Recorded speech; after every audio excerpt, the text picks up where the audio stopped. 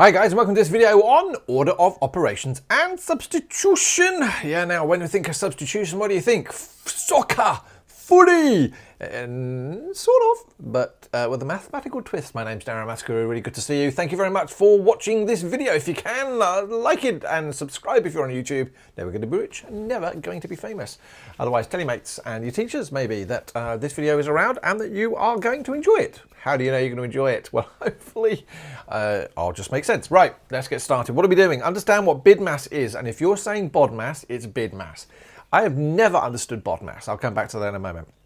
Understand what BIDMAS is and how to use it, and understand how to substitute numbers. Now, substitution, we know substitution has something to do with soccer and footy. Yes, I'm in Australia. And the whole idea, what do you do when you substitute? You take somebody off and put something of equal value back in its place. It doesn't quite work with football, because maybe you're taking off a weaker player, put a stronger player on, doesn't really matter. In maths, take something off, put something back in. You're going to go, what are you talking about? I'm talking about this. But let's go back to this BIDMAS stuff. In maths, I see so many stupid things on Facebook where people go, oh, what's the answer to this? And it's undoubtedly because people get it wrong because they don't remember the order of operations. They even have rows on there. They even have arguments in the comments. I mean, what a pointless waste of time. But anyway, hopefully you will know that there is something called BIDMAS. Now again, I'm going to say BIDMAS because when I was at school, it was I. And I stands for something quite specific, and it stands for indices. All right, now I don't think of those words as indices. I think of that as floaty numbers. And yes, I've spelled numbers wrong because that's for your English teacher to sort out, not maths. Maffs, M-A-F-F-S, too much. All right, so I think it makes much more sense to have I as indices, floaty numbers, and I'll explain that in another video, rather than this magical of business. All right, so B, what does B stand for? B stands for brackets. Now, if you watched the previous video, we know that we've had brackets to help us see that the negative sign is there, so that when we do things like minus and a minus and a minus and a plus and a minus and a minus and a plus and a plus, that we actually see what is there. Okay, so brackets. But in this situation, what it's really meaning is the idea of if we had in brackets 2 and then 3 plus 4, that we actually have something we can do in the brackets. All right, so we have to do what's inside the brackets first before we can do whatever's happening here. And for information, there's actually a little kissy at times there. Right, so brackets must be done first. Then indices. Well, indices are floaty numbers. And if you've looked at the product of primes videos or prime factorization, we've met indices. So things like 3 with a floaty 2, 4 with a floaty 3, 10 with a floaty -1, you can have -1 floaty numbers, and it does actually mean something. So these things here, these little floaty numbers, are actually called an index or an indice or a power. All right, there's something else as well that I've completely forgotten. I'll come back to that, all right? But those are indices. So generally speaking, we have to do those after the brackets. The rest of them, division, division,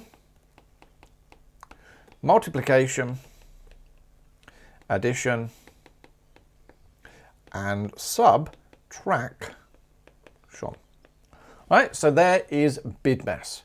And as long as you follow that through, unless they give you an order in the question, as long as you follow that through, you should be able to get all of the questions correct. Okay, so Cambridge have very kindly allowed me to use their examples, and if you are using the Cambridge textbooks, they are absolutely amazing. So here is the first of a few examples. All right, so we are now going to solve this. And notice, solve probably isn't the right word, because you'll notice in maths, they use this word a lot, evaluate. They'll use the word evaluate. And again, it's actually got, if you say that there, it's evaluate. Value, we want you to find the value. All right, so you basically got to find the value of that equation. But there's 3 things. So let me see, we've got to do BIDMAS. B-I-D-M-A-S, right, brackets. There are brackets. Oh, shucks, but there's nothing inside the brackets I can do. That's just there to help me find the minus sign. All right, indices, there aren't any floating numbers. Division, no. Multiplication, there is multiplication. All right, and I tend to do this. I am going to do that bit first. Notice I'm including that -6. all right, because we know how to do this now. So doing those, we know that we've got 6 times 2. Let's do that a bit first. So 6 times 2 is 12. I've got to get that pen moved somewhere else. Let's move it underneath the rubber so I don't keep choosing it. So 6 times 2 is 12. And then what do we have to do? We look at the signs. The negative and the negative give me a positive, and I have to write it in. Now, I know in previous videos I said, don't write it in. That's if it's the final answer, but this isn't the final answer because I now need to drag that 5 down. Right, so there we go. We have, let's make that look a little bit better with an equal sign in the right place. And then 5 plus 12, and we know what 5 plus 12 is. It is in fact 17. And believe it or not, guys, that's the correct answer. And here's another example. Right, so what are they trying to do to us now? Well, they're trying to mess with your head, right? But let's go back to begin. BIDMAS, BIDMAS, brackets. Oh, well, now there are 2 sets of brackets here.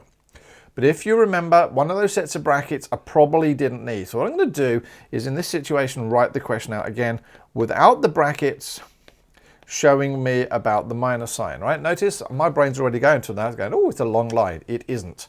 So now we would have to do our brackets first. So I'm going to do that bit first. And what am I going to end up with? Well, 5 minus minus. Well, my brain is looking at minus minus going, that doesn't look right. No, because a minus and a minus becomes a plus.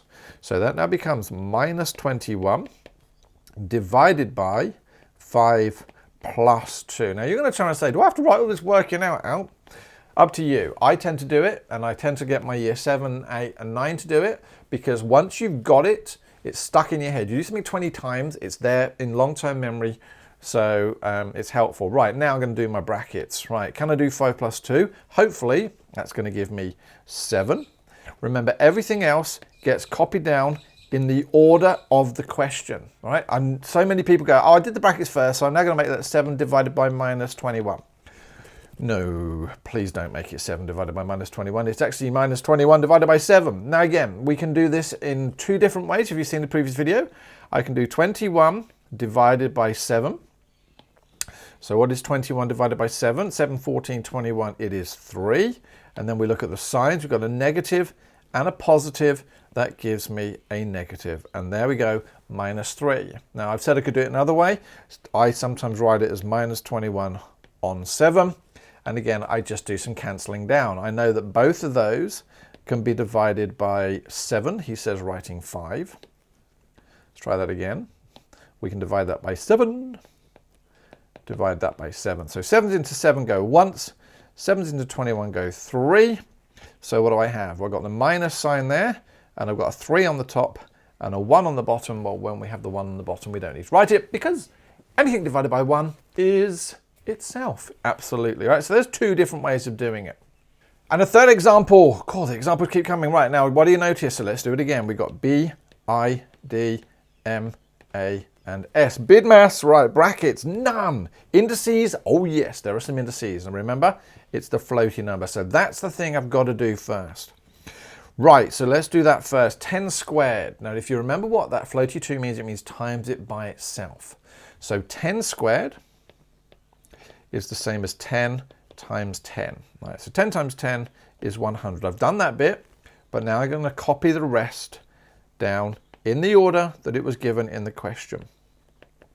All right, there we go. So that's that line. So there was my indices. Now, actually, you have to start it again. Brackets, no. Indices, no. Division, yes. So I actually have to do my division first here. So what does that tell me? Well, I've got to do 100 divided by 5. 5's into 100. And again, lots of ways of doing it. You could do 100 divided by 5. 5's into 10 go twice. So that's 20. And again, copy down what you've done before. And finally, we can do that. 2 times 20 is 40. And there's my final answer. So that's basically BIDMAS. Then if you remember, the next section was going to be on substitution, he says. We're pretty popular on it. Substitution. All right, so substitution. Now, maths basically uses times is in all sorts of places, but we can sort of hide them. So what am I talking about?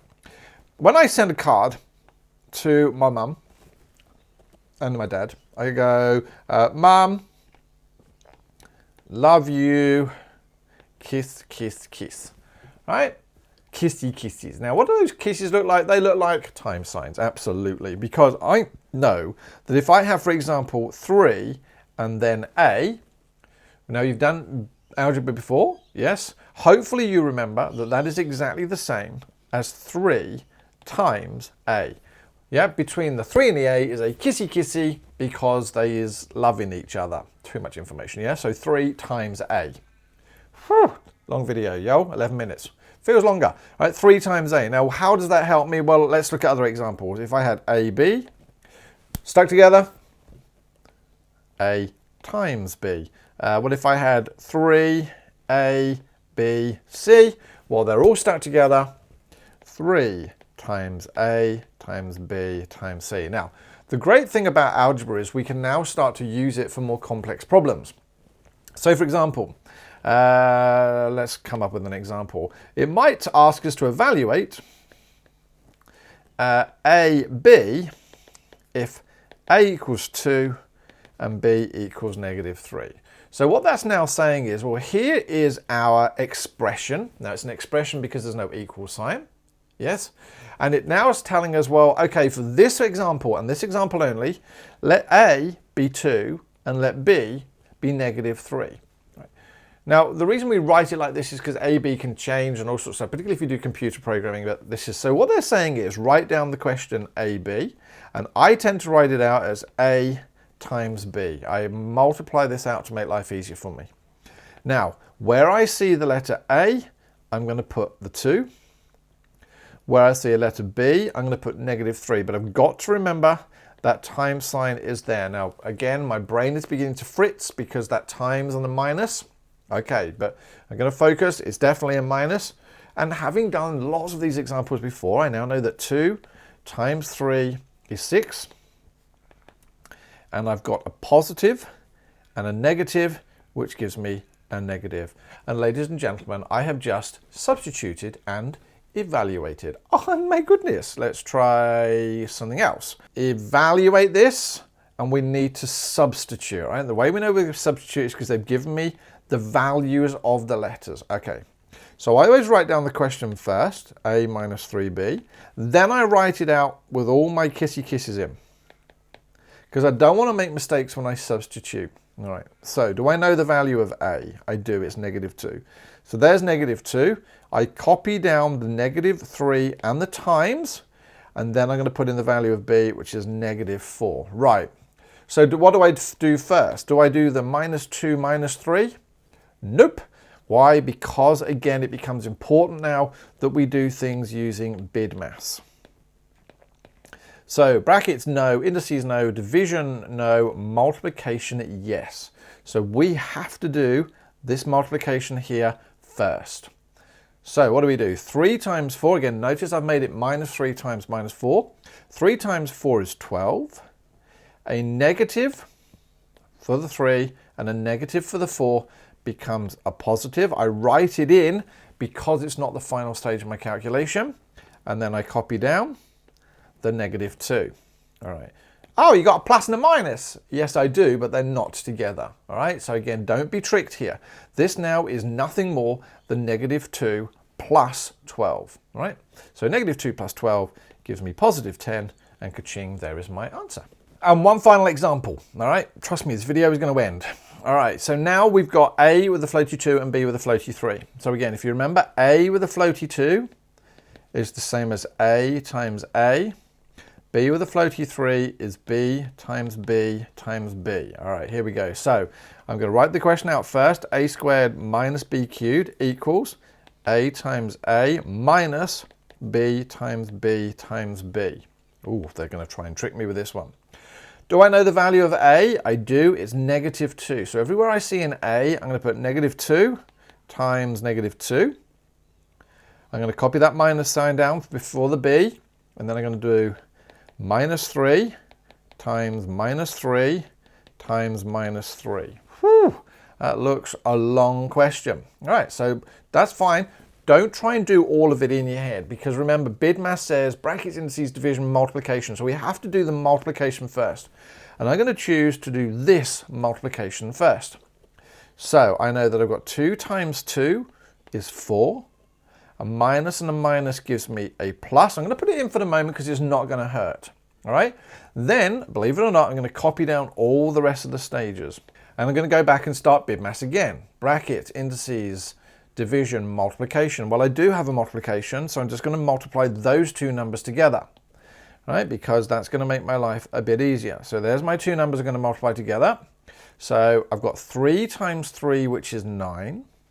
I've got a negative and a negative, which becomes a positive. I'm going to put it in there, and I'm going to copy everything I haven't used. So I've got this times and a minus 3 there. I've got this negative sign here, which copies down, and a positive 4, and we'll leave that like that. Now, brackets. What have I got? Brackets, indices, division, multiplication. I've got multiplication again. I've still got these two things here multiplied together. All right, so 9 times 3 is 27. A positive and a negative gives me a negative, so that's that bit. I've got to copy down the positive 4 and that negative sign. Oh, hold on a moment. What do I notice? I notice 2 negatives there, trying to trick me again. Negative and negative becomes a positive, so that becomes plus 4 plus 27, which gives me 31 as my final answer. Whew. Now, ladies and gentlemen, these notes, remember, are downloadable. All those examples, all my working out, all the colours, you can print them off in PDF format if you head to MaffsGuru.com. Completely free to sign up. But I'm done. Thank you very much for watching the video. Hopefully, I will see you again in another video. Spread the word. If not, you take very good care. Thanks very much for watching, guys. Yes, this is the end of another video. If you haven't already done so, can you click on my subscribe button? Yes, it doesn't mean anything other than the fact that I know that you are watching. Yes, it's greatly appreciated. Otherwise, I feel like I'm sitting here just talking to myself. And then, yes, there is MaffsGuru.com, of which you can see a still of now. And what is over there? Well, all the videos ordered by textbook, ordered by topic. You can search for the videos. You can download notes, time codes, exam questions, and so much more coming up. Yeah, it's absolutely free to join. So I'm done. Thank you very much. I hope to see you in another video. Give me a shout out to your mates if you can. I just want to make sure that everyone finds maths interesting and easy. All right, take care, guys. See you again. Bye-bye. Stay safe.